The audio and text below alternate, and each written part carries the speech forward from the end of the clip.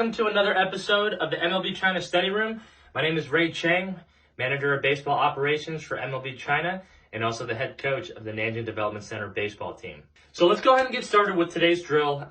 What we're going to be talking about today is what goes on at the beginning of the baseball swing, okay? Specifically, we're going to be talking about the load and the position that you're supposed to be in whenever you're getting ready to swing the bat, okay? So with a load, when I'm talking about loading with younger kids, I want to give them something that they can relate to, okay? Because this is really important, is so essential and is so important part of the baseball swing, okay? So I want them to make sure that they understand it.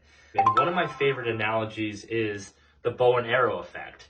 When I'm shooting a bow and arrow, okay, when I'm a young kid and I want to shoot a bow and arrow, I want to shoot that arrow as far as I can. I'm pulling that sucker all the way back, okay, until I can't pull it back anymore. Once I release the arrow, it's going to go really far. That's what I want to see. That's fun. Well, it's a very similar concept to a baseball swing, okay, and I'm going to explain here in just a little bit. When we get into our load, okay, or when we start our baseball swing, okay, we have to get some sort of momentum going back before we can go forward, okay? So we call this a gather, okay? We want to gather all that energy from the world and we want to bring it right here in our back hip and our back leg, okay?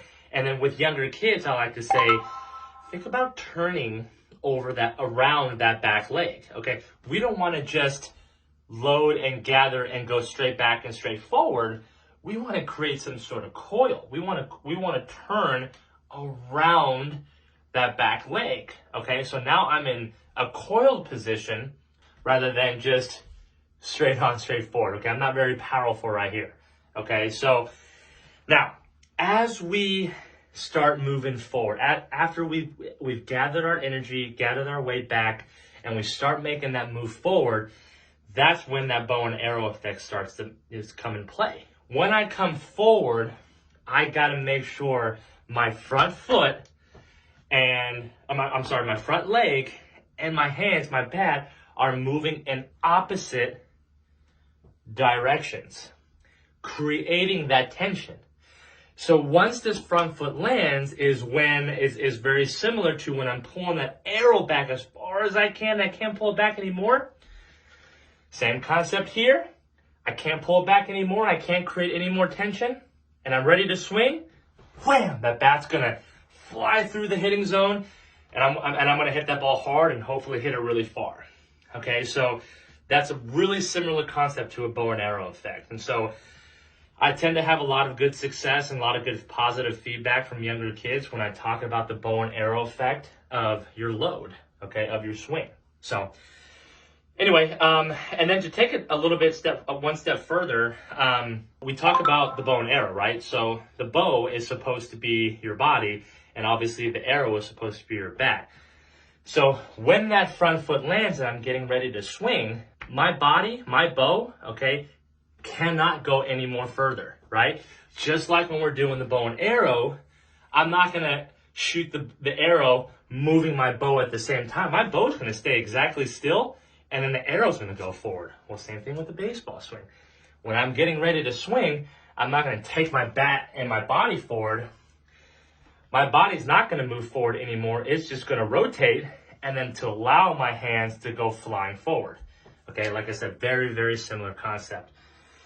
Now, back to whenever we get into a launch position, okay, we want to be in a good athletic position, okay? And what I mean by that is, the analogy I like to use there is, when you're playing somebody in basketball, you're guarding somebody in basketball, you don't want them to score. You don't want them to drive the ball past you, right? So you're going to be in a good athletic position.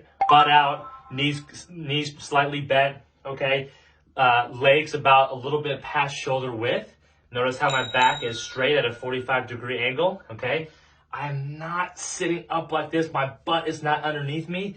It's shot out. And like I said, it creates that 45-degree angle with my back. Same position that I want to be in with a swing. Once I load and separate and get my front foot down, create a good coil, I want to be in a good athletic position so that when I'm swinging, it allows my bat to give my bat the best chance to get into that hitting zone early and then stay in that hitting zone and then create good extension after contact. If I'm not in a good athletic position, okay, the chances of, my swing getting long or cutting it short or uppercutting, okay, tends to happen a little bit more. You want to always be in a good, solid athletic position whenever you're in your launch position, whenever you're getting ready to swing the bat. All right, everyone. Thanks again for joining me here at the MLB China Study Room. Hope you guys learned something today and can bring something back to your daily training routine and practices. And I hope to see you guys next time on the MLB China Study Room. Thank you very much. See you guys later. Bye.